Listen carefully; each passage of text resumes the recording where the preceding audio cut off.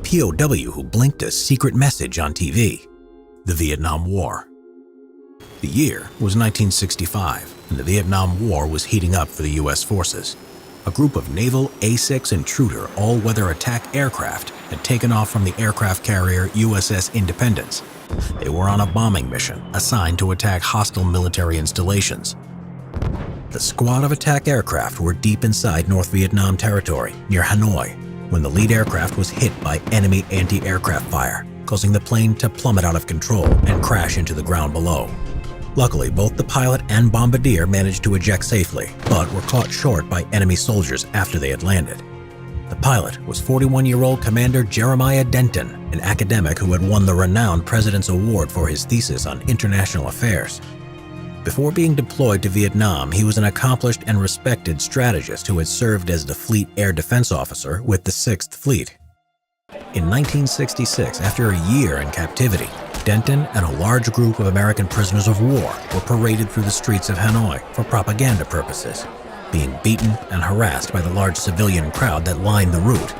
At one stage, even the North Vietnamese soldiers guarding the POWs were fearful the crowd might kill the American prisoners. On another occasion, Denton was forced to take part in a North Vietnamese staged television conference. He said the conditions were adequate in the camps, but backed the U.S. government policies, refusing to condemn their involvement in the Vietnam War in defiance of his captors' instructions. During the televised interview, Denton managed to blink a Morse code message which spelled out torture. He did this by pretending the glare of the television lights was bothering his eyes. Remarkably, the message was picked up by U.S. naval intelligence and was the first time that the American military had conclusive proof of the mistreatment of American prisoners of war by the North Vietnamese. It is thought that the interviewer was a Japanese journalist brought in to give the appearance of neutrality. Denton seemed to want to get across his torture message at any cost, so he gave lukewarm answers to their questions in order to get his interview broadcast.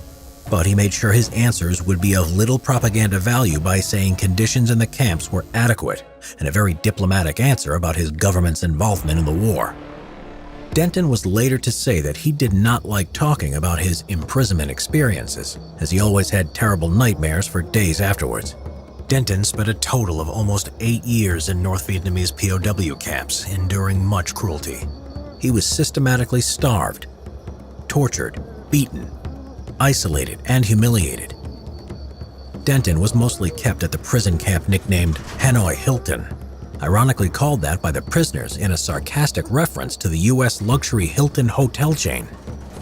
It was probably the worst of the prison camps, as there was widespread torture taking place there, including sensory deprivations, electric shock torture, mind games, and various different types of beatings.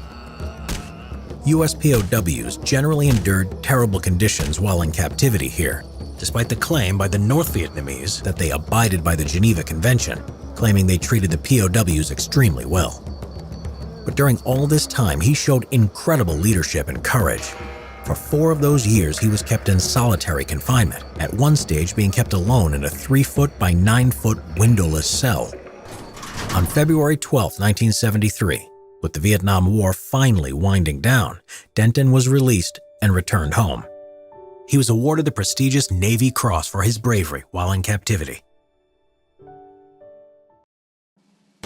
The incredibly stupid one. The Hanoi Hilton, Vietnam War POW. Douglas Brent Hegdahl was still a young man from South Dakota when he decided to join the Navy and fight in the Vietnam War. Like many other young men of his beliefs, Doug had no doubt when the country called. He was ready to take up arms against his country's enemies, even as far as Vietnam. After all, the way he saw it, it was a great opportunity to see the world. When Hegdahl joined the rank and file in 1965, he was 19. The first stop was the Navy recruiting office. Once enlisted, he was sent to the boot camp in San Diego.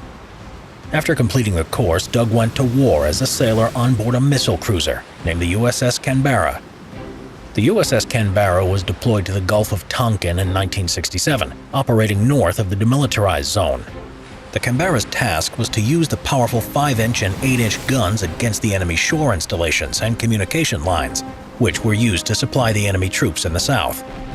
It was during the early morning of April 6, 1967, when Doug witnessed the mighty power of these guns. Either unaware or simply neglecting the rule to keep clear while the guns were operating, Doug was knocked overboard by a blast from the weapon. By the time he had realized what had happened, he was already in the sea and his ship was sailing away. His shipmates reported him missing 2 days later. Without a life preserver, Doug could do nothing but float and wait for something to happen. He could see the outskirts of the shore, but the currents were too strong for him to swim there. After more than 12 hours in the sea, Doug was finally saved by some North Vietnamese fishermen. It was an unfortunate turn of events, though. This was not the end, as the fishermen handed Doug over to the North Vietnamese authorities. Doug, being of an above-average height, would not have passed as a pilot. His story of being knocked overboard by a blast was hard to swallow for the North Vietnamese interrogators. They thought he was either a spy or a soldier on a covert operation. Realizing the seriousness of the situation, Doug made the decision to play dumb. As it turned out, it was a smart move. And so Doug's game began. He was taken to the Hoi Lo prison, popularly called by American POWs as the Hanoi Hilton. The prison was everything but a pleasant place. American prisoners were tied down with iron stocks inside their chambers and were beaten and tortured on a daily basis. The North Vietnamese even had special torture rooms where most of the interrogations were held. In a savage manner, prisoners had their hands tied to their ankles. In this position, prisoners were suspended on meat hooks and left to hang for days. Doug pretended to be the dumb son of a petty farmer who was so poor that he even had no water buffaloes, unlike farmers in North Vietnam. The role complied with the Vietnamese interrogators' interests, who believed the poor boy to be of a great material for their propaganda activities. They didn't know that the boy's intelligence went far beyond his portrayal. In prison, Doug played his dumb role perfectly during interrogations. When communist officers ordered him to write an anti-war statement, to everyone's surprise, he joyfully agreed to do it. Officers brought the ink and paper, and as they started to dictate, Doug admitted that he could not read nor write. It was a lie that sat perfectly within his role as a poor, dumb farmer's son. More importantly, the officers believed him. He was then assigned a tutor that was supposed to teach him basic literacy. All of their efforts were futile because Doug played his role so perfectly. After some time, officers gave up on him, believing there was no chance he'd learn anything. He was therefore nicknamed the Incredibly Stupid One. It was exactly what Doug had planned for. He managed to avoid interrogations, which were often accompanied by torture, and convinced the enemy that he was no threat at all. Considered stupid and incapable of causing harm, Doug was allowed to move around the prison freely. The truth was, however, that Doug posed a serious threat. Because of his reputation as a fool, Doug was the only prisoner allowed to stay in the courtyard when everyone else was confined to their cells. He was allowed to sweep the courtyard and the perimeter outside the prison gates. One time, he convinced the guards that he needed new glasses, and on the way to the shop, he memorized the prison and its position within the city. Doug also used his freedom to wander around the camp, committing sabotage whenever an opportunity presented itself. During resting hours, Doug was sweeping the courtyard under surveillance of just one guard.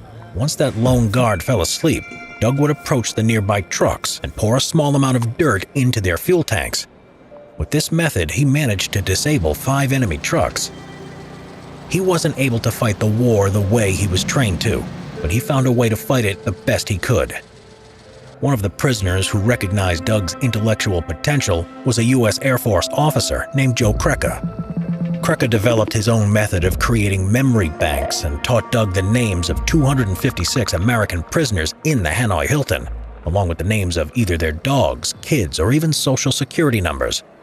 The curious thing was that Doug memorized these names to the tune of Old MacDonald Had a Farm. The song Doug learned turned out to be his ticket out of prison. Every now and then, the North Vietnamese organized the release of 3 prisoners as part of their propaganda activities. It was August 1969 when the time came for Doug, aka the Stupid One, to be released. Doug was reluctant to go. There was a pact among the prisoners that no one should accept an offer of early release. Those who accepted an early release were considered traitors to this pact and to their comrades. Aside from this prisoner pact, he was fearful of the dishonor of returning home from the war early. he would rather die in prison. Only after his superior and roommate, Lieutenant Commander Dick Stratton, gave him a direct order to do so, did Doug agree to be released. The way the rest of the prisoners saw it, Doug was the best candidate, as he knew the names of almost all the prisoners, along with identifying information about them. Such data would be valuable to the U.S. government. He also knew the structure of the entire prison camp as well as its position in the city of Hanoi, given his liberty to move freely around the camp. When he returned home to the States, Doug told U.S. Navy officers who questioned him everything he had learned while in prison. They were surprised with the number of names he had remembered. Despite attempts to have Doug recite the names in a more comprehensible fashion, he was unable to. The only way he knew how was by singing along with the Old MacDonald Had a Farm song. Many of the names Doug gave belonged to men believed to have been killed in action.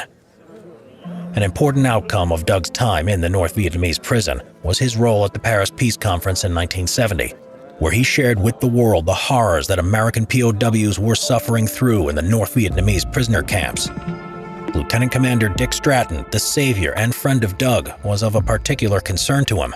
He seized the opportunity in Paris to publicly accuse the North Vietnamese of murdering Stratton. To save face in the view of the world, the North Vietnamese officials made sure Stratton returned home alive, back to safety. The plan had worked how Doug had hoped, saving his friend. Stratton never forgot what Doug did for him and every POW from the Hanoi Hilton prison. He described the incredibly stupid one as his hero, the archetype of the innovative, resourceful, and courageous American sailor. The Hanoi Hilton, Hoa Lao Prison, Hanoi, the Vietnam War. During the Vietnam War, around 2,500 American soldiers were reported as being prisoners of war or missing in action. When the war ended for the United States in 1973, only 591 of them returned home. The rest remained in prison camps across North and South Vietnam. The majority of American POWs were captured by the North Vietnamese Army. They spent their captivity in some of the 13 POW camps in the country. The most notorious of these was the Hoa Lao prison, located in Hanoi. It was generally referred to by its inmates as the Hanoi Hilton. Prison conditions. The prison was built by the French in the late 19th century to house political prisoners who were supporters of Vietnamese independence from their French colonial rulers. In 1954, when the French left the country, the prison was converted into a communist education center. It didn't last long, however, before Hoa Lao became a prison once again when the Vietnam War started. It soon became an exclusive prison for American POWs. The first U.S. prisoner to arrive at Hoa Lao was Lieutenant Everett Alvarez Jr. He had been shot down in his Douglas A-4 Skyhawk dive bomber in August 1964 during Operation Pierce Arrow. Soon, other American POWs began arriving. Most of them were pilots who had been shot down over North Vietnam. One of the most famous inmates was a pilot named John McCain, who went on to become a U.S. Senator and a presidential candidate. He too had to eject from his A-4 Skyhawk dive bomber in 1967 when it was hit by a missile and crash-landed into Truc Bac Lake in Hanoi. He was rescued from drowning by some locals, but despite having a broken leg and 2 fractured arms caused by the ejection, he was punched and kicked by the mob, and even had a bayonet thrust into his foot, before being taken to a local military hospital for medical treatment and then transferred to the Hoa Lao prison. The Hanoi Hilton was actually a prison complex in the center of Hanoi. It consisted of a number of prison wings or sectors, joined together by a central courtyard. Like the prison itself, these sectors had ironic nicknames, such as New Guy Village, Heartbreak Hotel, Little Vegas, Camp Unity, and some others. Cell blocks were on the ground floor buildings with 16-inch brick walls and red tiles on the roof. Each prison building had numerous cells inside. The typical cell housed 4 prisoners and would have been large enough to house bunk beds made of wooden boards on either side of the doorway. Each bed was fitted with iron leg stocks or shackles and resembled more of a torture device than a bed. Prisoners were held behind heavy iron doors with peepholes that were used by the guards to control and intimidate the inmates. On the opposite wall, high up near the ceiling, was a barred window that had no cover. It stayed open all year round despite the weather. Each cell was illuminated with a small light bulb that was permanently left on. Most cells had no toilet or washing facilities, so the prisoners had to relieve themselves into small rusty buckets. On hot summer days, living in such conditions was unbearable. Hygiene in general was at the lowest level possible, and apart from the fact that the cells were extremely dirty, they were also infested with rats, cockroaches, mice, and other vermin. Prisoners had absolutely no opportunity to maintain personal hygiene. Weeks, sometimes months passed between them being allowed to even have a shower. Cells were not only filthy and humid, but were utterly depressing. Drawings and inscriptions scribbled by the inmates on the walls just intensified the hopelessness of life in the Hanoi Hilton. Everyday life. Wall Law Prison earned its ironic nickname after the famous hotel chain solely for the reason of its ultimate inhospitability. The harsh conditions of the living space in prison were deemed suitable for the American POWs, as the North Vietnamese government designated them as normal criminals and treated them accordingly. There were strict camp regulations on how the prisoners should behave and what their rights and duties were. First of all, the prisoners were obliged to obey every order without question. Any attempt to refuse to answer a question resulted in severe punishment. Prisoners were even punished if they refused to eat their rations. On the other hand, prisoners had to pay the utmost respect to their guards and officers in the camp. Any talking among the prisoners was also strictly forbidden. Instead, they were welcome to enjoy regular propaganda brainwashing through box speakers. Each night, the radio program of the famous Hanoi Hannah ended with a message. GIs, why should you die thousands of miles from home? Lay down your arms now and cross over to the people's side. The food that the POWs were given was just something else that made their lives miserable. The average meal for a POW in the Hanoi Hilton was a bowl of greasy vegetable soup and a cup of rice. The only thing that ever changed was the vegetables used. It was either pumpkin, cabbage, or a strange vegetable called the sewer greens by the POWs. The diet, lacking any proper protein or energy, caused serious health problems to the prisoners. Almost all of them suffered from a vitamin deficiency and lost about 20% of their body mass. The lack of proper food was a real hardship in the winter months. With a low energy intake, the prisoners were unable to warm their bodies, and with the cell windows open all year long, many of them struggled to survive the cold. Tap code. Although communication among the prisoners was strictly forbidden, maintaining contact among themselves was still vital. It allowed them to receive information from the outside world from new inmates, learn about different interrogation tortures, and share their experiences. Most importantly, they were able to encourage each other and build a level of morale as well as a sense of unity. Despite the horrors they endured, the American POWs in the Hanoi Hilton didn't lack ingenuity. Instead of verbal communication, they designed a special tap code for passing on messages. Tap code was similar to Morse code and used a 5x5 matrix of the alphabet and was physically banged out on walls or metal doors in the cells. Letters were identified by two sets of taps, one for the column and the other for the row. Prisoners standardized abbreviations in order to ease communication via the tap code. There was even a simple system for encrypting messages. It was a perfect way of communication of which the North Vietnamese guards were completely unaware was going on. Torture. Life in the Hanoi Hilton was bad enough as it was, but prisoners were constantly exposed to torture. They could be tortured for several reasons: to impart information, to be forced to cooperate, or just purely for the guards' entertainment. Most tortures were held during the interrogations. The first level was psychological torture. Prisoners were exposed to isolation, starvation, sleep denial, and constant brainwashing sessions. After only a few days of such treatment, their ability to resist further interrogation decreased significantly. The American POWs usually managed to withstand this kind of torture, much to the fury of their interrogators, who would then resort to the physical torture. The basic kind of physical torture was simple but brutal, with the beating of prisoners while they were tied to stools. This was, unfortunately, only a prelude to even worse torture. The NVA guards and interrogators were quite creative in their torturing techniques. Prisoners were blindfolded and forced to run around the courtyard while being dragged along by a noose. They would then be thrown into trenches or small cages where they would spend several days in cramped positions. There were, however, two torturing methods that were considered much worse. The first was a rope trick, a torture that involved binding a prisoner's arms behind their back, which would then rotate upward until their shoulders popped out of their sockets. In this position, the prisoners were hung from meat hooks secured to the ceiling. There was a variation of this method that involved tying both hands and feet together and then binding the hands to the ankles behind the back. To make the method even worse, while hanging from the ceiling, some prisoners were often brutally beaten with sticks.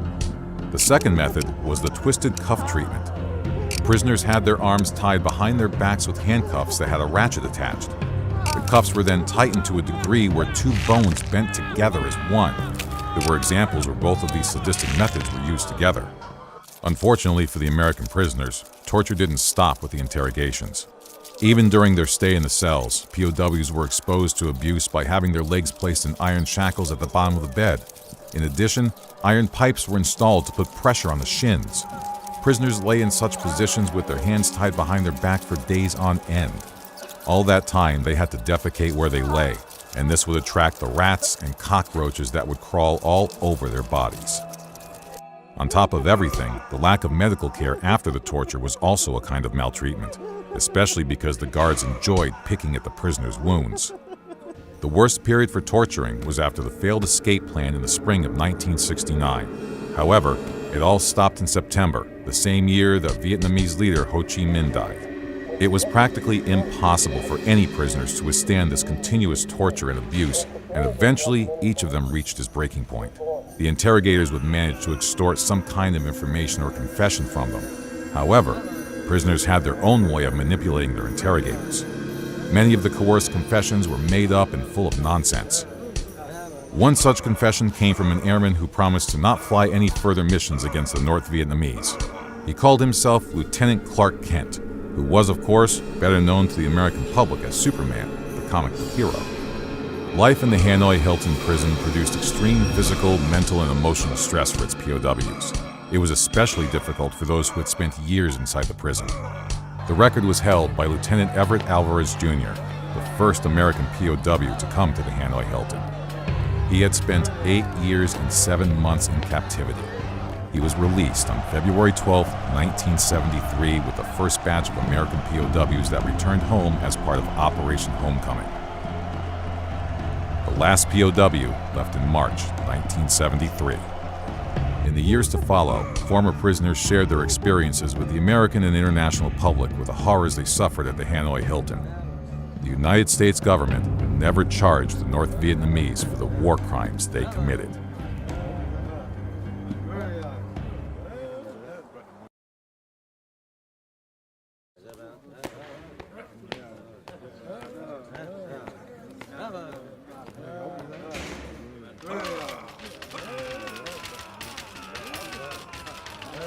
Yeah,